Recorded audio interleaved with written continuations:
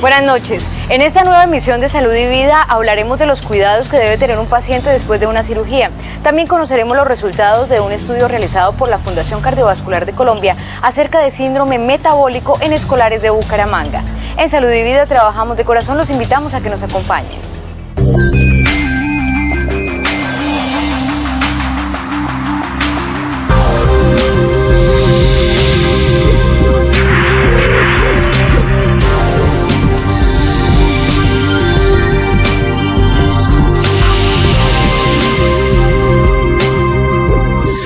Y vida.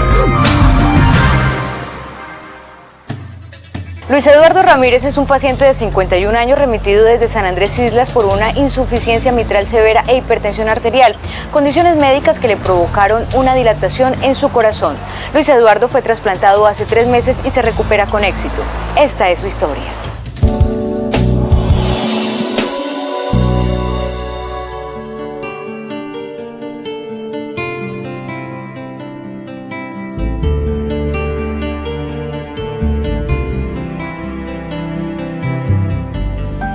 Luis Eduardo Ramírez es un hombre de 51 años, quien hace un par de meses se desempeñaba como guía turístico en San Andrés Islas, lugar en el cual vive desde hace 36 años junto a su esposa Marina y sus 5 hijos. Durante su vida, Luis Eduardo nunca presentó una enfermedad grave, hasta hace 8 años, cuando le diagnosticaron insuficiencia cardíaca congestiva, que se produce cuando el corazón no puede bombear suficiente sangre rica en oxígeno a las células del organismo. Yo llegué a la casa y me comencé a hinchar y fui al hospital y me decían que tenía una úlcera y me estaban dando vainas para úlcera. No sabían nada hasta que llegó un cardiólogo y me miró y me dijo que lo que tenía era el corazón ya que se me había fregado. Entonces desde ese tiempo comencé yo a ir a los hospitales porque no me cuidaba y llegó el tiempo en que recaí demasiado, ya no podía ni caminar. En marzo de este año, Luis Eduardo fue trasladado de urgencias en una aeroambulancia desde la isla de San Andrés a un servicio médico en Cali. Estando allí, su condición clínica empeoró. Sus síntomas y signos se agravaron, presentando dificultad para respirar, hinchazón en todo su cuerpo y grandes complicaciones para ejercer sus labores cotidianas, lo que llevó a los médicos a someterlo a altas dosis de soporte inotrópico y considerar que la única opción era el trasplante cardíaco.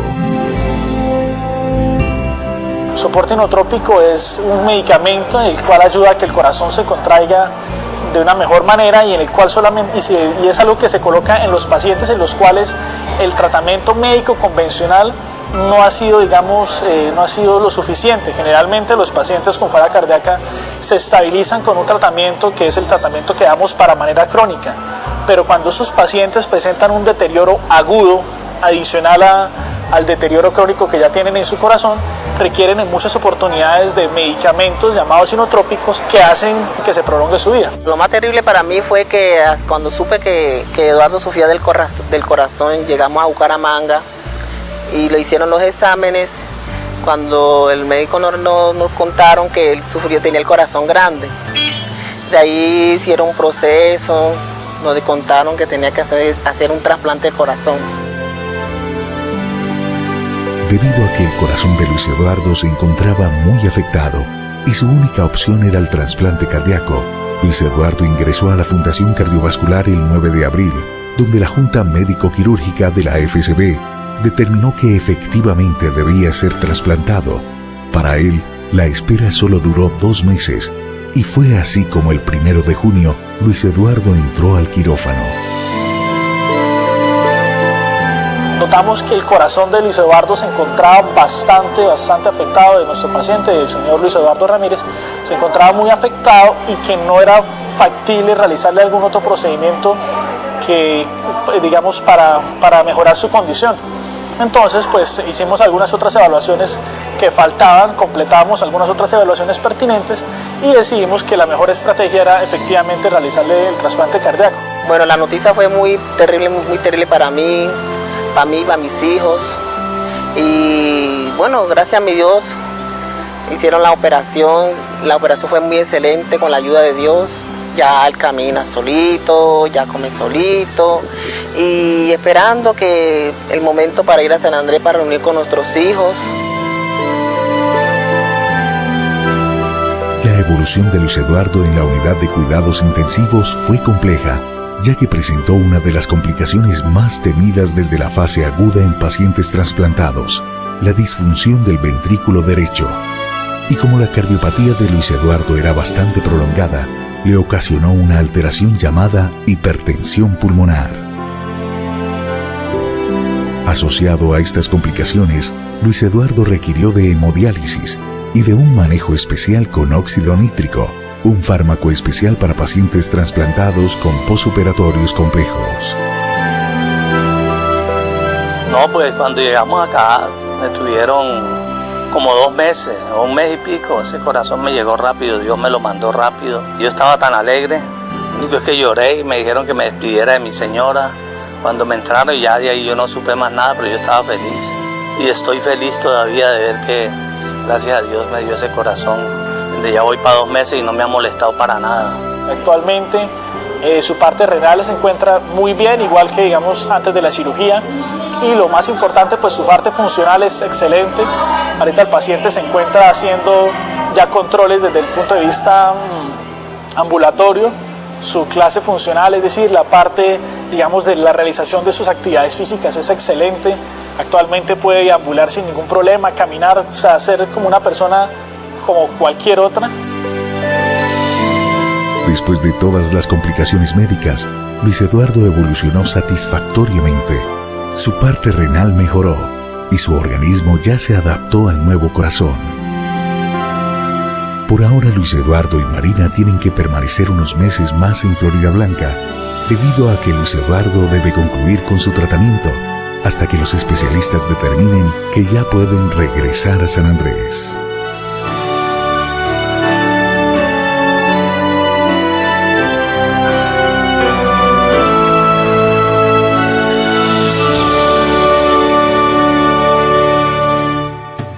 Mediante el fallo C-428 de 2009, la Corte Constitucional replanteó las normas para acceder a la pensión de invalidez en Colombia.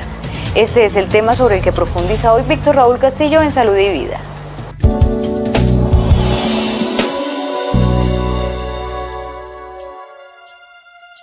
La Corte Constitucional, mediante el fallo C-428 de 2009, replanteó los requisitos para obtener la pensión de invalidez en Colombia.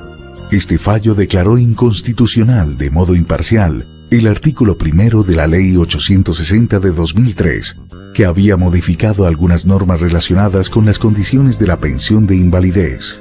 Entre las modificaciones que el Alto Tribunal incluyó, se establece que tendrán derecho a la pensión de invalidez los afiliados al sistema de seguridad social que hubieran perdido el 50% o más de su capacidad laboral y que además cumplan con ciertas condiciones. Para hoy vamos a hablar acerca de una sentencia de la Honorable Corte Constitucional en el cual se replantearon las normas para acceder a la pensión de invalidez. Mediante el fallo de constitucionalidad 428 del 2009, la Corte Constitucional replanteó los requisitos para obtener la pensión de invalidez en Colombia.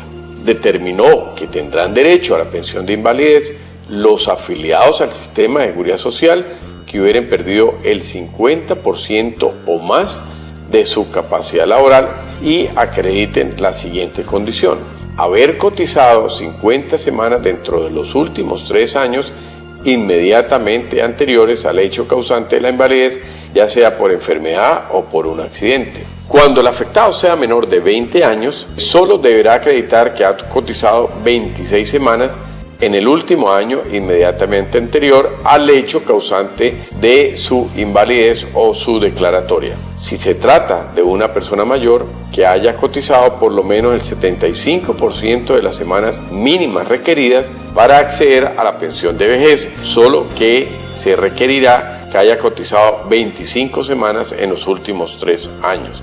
En este fallo, la Corte declaró inconstitucional un artículo introducido en la Ley 860 del 2003 que exigía acreditar la fidelidad de cotización al sistema.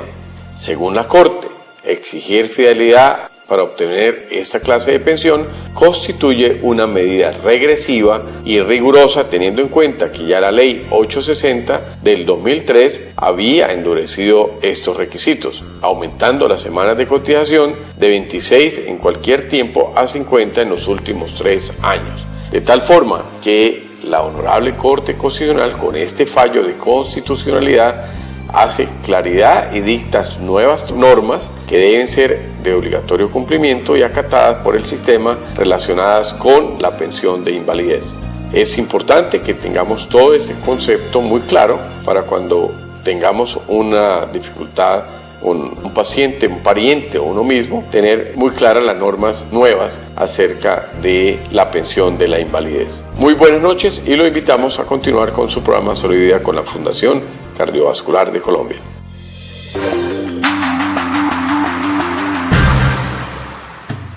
El próximo 4 de agosto, de 8 de la mañana a 3 de la tarde, se llevará a cabo una jornada de carnetización del Club del Corazón Sano en el Salón Comunal del Barrio Provenza. Para poder acceder al carnet del Corazón Sano se debe presentar copia del documento de identidad y de un recibo de servicio público y se deben pagar 3.000 pesos. Con el carnet del Corazón Sano se pueden acceder a los servicios especializados de la Fundación Cardiovascular de Colombia con tarifas preferenciales. En Salud y Vida trabajamos de corazón, ya regresamos.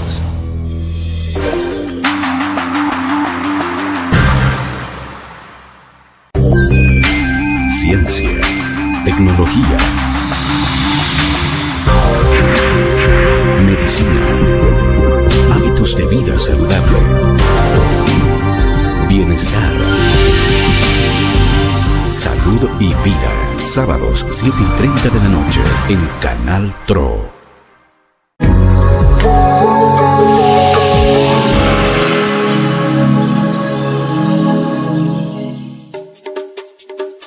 La Fundación Cardiovascular de Colombia es una institución líder en el sector salud y como parte de su compromiso por brindar servicios de la más alta calidad, dispone de un completo y avanzado servicio de ortopedia y traumatología, el cual cuenta con un selecto grupo de especialistas con subespecialidades en diferentes áreas, lo que permite una respuesta adecuada frente a las exigencias actuales en el área de ortopedia y traumatología. El Servicio de Ortopedia y Traumatología de la Fundación Cardiovascular de Colombia dispone de una unidad de implantes y reemplazos articulares de rodilla, cadera y hombro, cirugía artroscópica especializada y mínimamente invasiva, medicina deportiva, manejo de trauma osteoarticular y clínicas de rodilla, mano, hombro y codo, cadera, pie y tobillo, y en su compromiso para enfrentar los problemas de salud, ha aprobado además patologías como dolor lumbar en la clínica de espalda a través de cirugías de alta complejidad.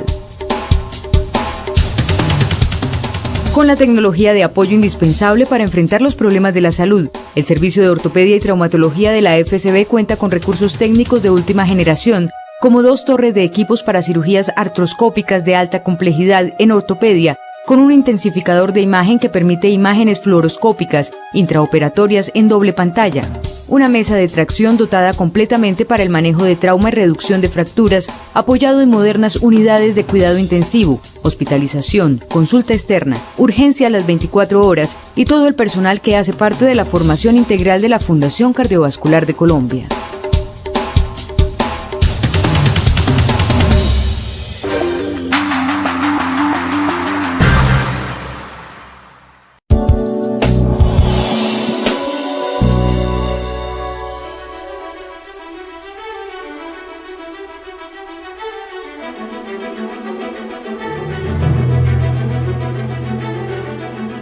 En este momento vamos a realizar un procedimiento que se llama una ventriculostomía al exterior, con la única función de tener un parámetro de referencia para la monitoría de la presión intracraneana. Consiste en meter un catéter que va a entrar dentro de la cabeza al sistema ventricular, donde se acumula líquido cefalorraquídeo. Este líquido y su presión es un medidor muy preciso de la presión que existe dentro de la cabeza, la PIC, presión intracraneana. La presión intracraneal es la presión en el interior del cráneo. El incremento de esta por encima de los valores normales se denomina hipertensión intracraneal y es considerada una emergencia médica. Cuando hay hipertensión intracraneal, el paciente presenta síntomas como vómito, dolor de cabeza y afectación visual. La causa de la hipertensión intracraneal puede ser aumento del líquido cefalorraquídeo o aparición de hematomas traumáticos o espontáneos. En el caso puntual del paciente que vamos a realizar se refiere a un niño de 6 años que tenemos una alta sospecha clínica de tener tuberculosis. Sospecha dada porque hay confirmación ya de bacilos ácido alcohol resistente en el jugo gástrico, en el estómago, porque además en la radiografía de tórax se demostró que tiene una imagen muy sugestiva de pronto de infección por TBC y actualmente este paciente cursa con un franco deterioro neurológico, probablemente secundario a extensión de la infección al sistema nervioso central. El TAC y la resonancia demostraron que hay una área amplia de inflamación cerebral, edema, que ha venido progresando y al progresar esta inflamación ha producido hipertensión endocraniana en el paciente.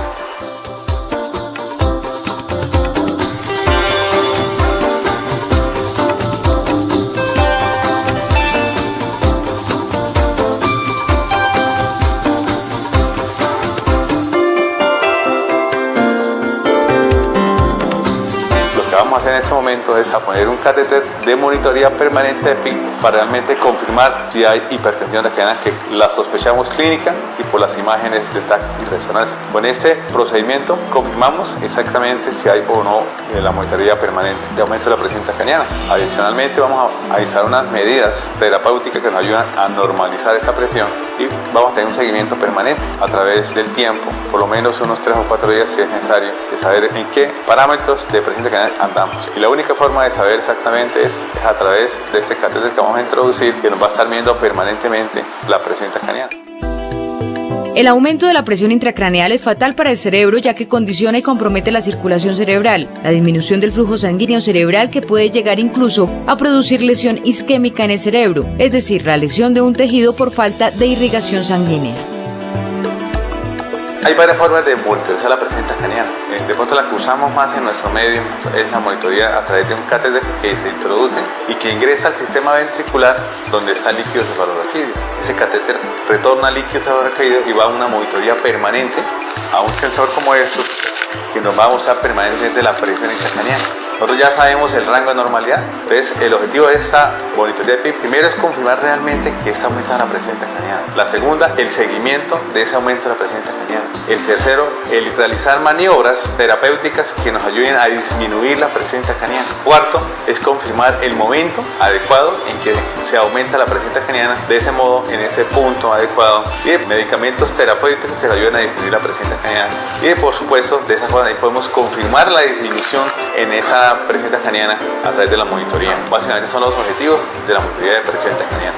Realmente no hay un parámetro clásico de duración de la presión intracraniana. Para efectos prácticos, nosotros cuando hemos confirmado que la presión intracraniana está normal, ya han pasado entre 24 y 48 horas y que hemos demostrado que no ha habido ningún aumento de la presión intracraniana, que está normal, entonces es el momento oportuno ya para el retiro de la presión de la monitoría de la presión intracraniana.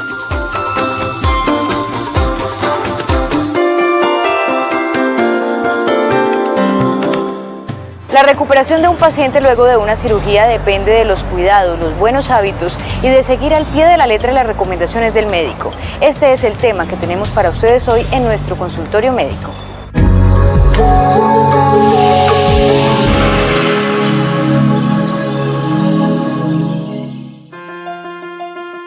Cualquier herida que resulte de una cirugía corre el riesgo de infectarse, puesto que la abertura de la piel permite que los microbios o agentes contaminantes externos entren en el torrente sanguíneo. Las infecciones pueden causar dolor, fiebre, enrojecimiento, inflamación y secreciones. Si no se les trata adecuadamente, pueden además ocasionar mayores complicaciones, más cirugías o incluso la muerte. Una herida es la pérdida de la continuidad normal de un tejido que puede ser causada por traumatismo, intervención quirúrgica o un trastorno médico subyacente. A nivel mundial, la infección de heridas quirúrgicas es la tercera causa de infección intrahospitalaria. Mientras el paciente permanece en la clínica u hospital, la responsabilidad del cuidado de su herida le corresponde a los trabajadores de la salud. Sin embargo, de la buena higiene personal y la prevención de infecciones por parte del paciente depende el éxito total del procedimiento. La herida que cura es producto de un proceso largo y complejo, por eso se deben tomar varias medidas para asegurarse que el riesgo de infección sea menor y no haya dehiscencia quirúrgica, es decir, que la herida no se abra nuevamente o no sane correctamente. ¿Qué cuidados debe tener un paciente con su herida después de una cirugía? Todo paciente que tiene herida quirúrgica, primero tiene que ser consciente de que tuvo un procedimiento al que merece cuidados. Primero que todo, no realizar esfuerzos que causen de pronto dehiscencias en su herida o en la pérdida de algún punto. Bañarse diariamente, evitar sobre todo con sus manos tocarse las heridas, porque en las manos llevamos siempre bacterias, microorganismos que podemos arrasar hacia las heridas y de ahí contaminarlas. A los pacientes que tienen una herida debido a su procedimiento quirúrgico se les recomienda mantener la herida seca y limpia, no aplicar cremas o lociones a base de alcohol sobre la piel porque la puede resecar y formar grietas que generan infecciones. Se recomienda también que las comidas se tomen en la cama los primeros días dependiendo de la complejidad de la cirugía, bañarse con la ayuda de un familiar o enfermero para evitar golpes o caídas, no tocar las heridas y en caso de requerir curación, realizarla con solución salina normal y gasa estéril. Después de un procedimiento médico o una cirugía, ¿qué factores ocasionan que la herida se infecte o se contamine? Hay muchos factores intrínsecos que pueden influir en la aparición de las infecciones después de un procedimiento, tales como la edad, la desnutrición, enfermedades crónicas como la hipertensión, la diabetes, la obesidad, el consumo de medicamentos como esteroides, la respuesta inmunológica, el consumo de cigarrillo. Una herida con infección bacteriana puede identificarse si la zona alrededor de la herida está caliente, enrojecida o inflamada, si tiene secreciones blancas o amarillas, o si aparece un aumento repentino de dolor, fiebre y malestar general. Es importante estar atentos ante cualquier signo de alerta que requiera atención urgente para evitar que la infección se propague a otras partes del cuerpo y ponga en riesgo el procedimiento y la salud del paciente. Todo paciente hospitalizado que tenga una herida quirúrgica tiene un riesgo inminente por el hecho de la condición hospitalaria, pero con los cuidados de enfermería, el manejo médico, se procura evitar estas infecciones con el lavado de manos, con las curaciones diarias, con el cubrimiento de heridas, con todo el manejo de enfermería para evitar estas infecciones nosocomiales. Los médicos y personal de enfermería recomiendan limitar la exposición al sol durante los primeros meses después de la cirugía, ya que la cicatriz puede ponerse oscura y volverse más notoria. Es importante asistir a los controles médicos después del procedimiento para el retiro de puntos y continuidad del tratamiento que llevaría al paciente a retomar su vida normal después de una intervención quirúrgica.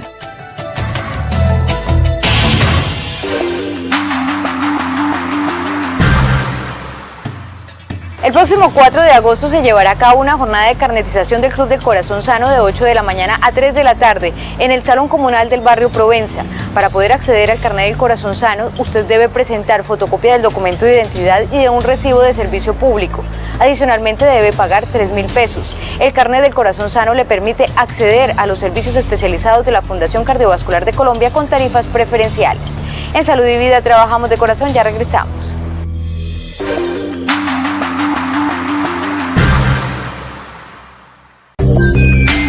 Ciencia, tecnología, medicina, hábitos de vida saludable, bienestar, salud y vida.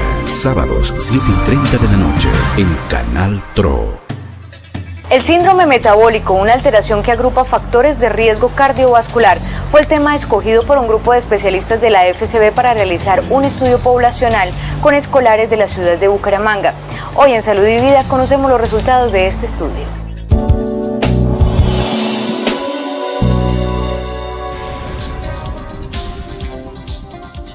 El síndrome metabólico es un conjunto de factores de riesgo cardiovascular muy relacionado con la obesidad y la resistencia a la insulina. En los niños y adolescentes obesos, la prevalencia de síndrome metabólico es alta y se incrementa cuanto más grave es la obesidad. Precisamente el estudio Prevalencia de Síndrome Metabólico en Niños Escolares de Bucaramanga, conocido como SIMBA, permitió evaluar la frecuencia de factores de riesgo cardiovascular en niños entre los 6 y los 10 años. El estudio SIMBA, por sus siglas, mostró la gran frecuencia de los factores de riesgo modificables en los niños de nuestra población. Factores de riesgo como sedentarismo y hábitos de alimentación inadecuados que conllevan a sobrepeso y obesidad nos llamaron la atención. En sedentarismo encontramos que es mayor el número de horas que las niñas en relación a los niños utilizan frente a una pantalla, y esto también genera cambios en sus medidas antropométricas. El estudio SIMBA describe los factores que soportan la presencia de síndrome metabólico en niños de Bucaramanga. Asimismo, le ofrece al sistema de salud las pautas para guiar sus iniciativas de promoción de la salud y prevención de esta condición a nivel individual y comunitario, y proporciona los mecanismos fisiopatológicos que pueden mediar el desarrollo de enfermedades cardiometabólicas a edades tempranas. Uno de los resultados más importantes que dejó para nosotros este estudio son las tablas como tal para crecimiento y desarrollo por sexos para nuestra población. Tenemos para los niños de Bucaramanga los parámetros antropométricos, bioquímicos de referencia para nuestros niños. Entre los resultados del estudio Prevalencia de síndrome metabólico en niños escolares de Bucaramanga, se destacan las diferencias en la distribución de los marcadores antropométricos y bioquímicos según el sexo, un alto consumo de kilocalorías para la edad de los niños entre los 6 y 10 años, y un patrón de actividad física que no favorece la salud metabólica de los niños y niñas. También nos llama la atención el porcentaje de padres que encontramos fumadores, y que esto genera un porcentaje de fumadores pasivos en nuestros niños, y que estos fumadores pasivos tienen una alta probabilidad de ser fumadores activos en su vida adulta.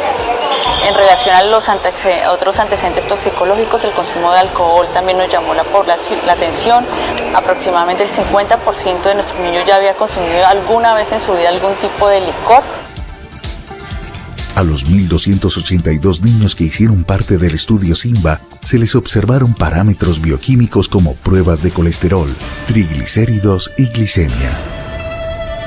Durante el estudio no se encontraron niños con el valor de la glicemia alterada, lo que llevó a los investigadores de la FCB a creer que el punto de corte utilizado para medir la glicemia no es tal vez el adecuado para identificar niños que presenten alteración de la glucosa en la población. Independiente de la suma o del número de factores de riesgo que tengan presentes los niños, hay resistencia a la insulina, que es como tal el estado que me va a generar que los niños en la vida adulta me desarrollen enfermedades cerebrovasculares o diabetes mellitus. El rigor metodológico del estudio SIMBA se soportó en un muestreo aleatorio, realizando una visita domiciliaria e invitando a los padres y menores a que hicieran parte del estudio. Se realizó una valoración médica, toma de exámenes. Se realizó una valoración médica, toma de exámenes y medidas antropométricas.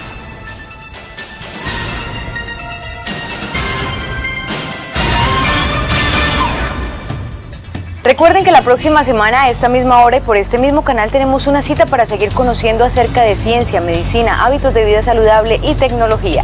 En Salud y Vida trabajamos de corazón. Buenas noches.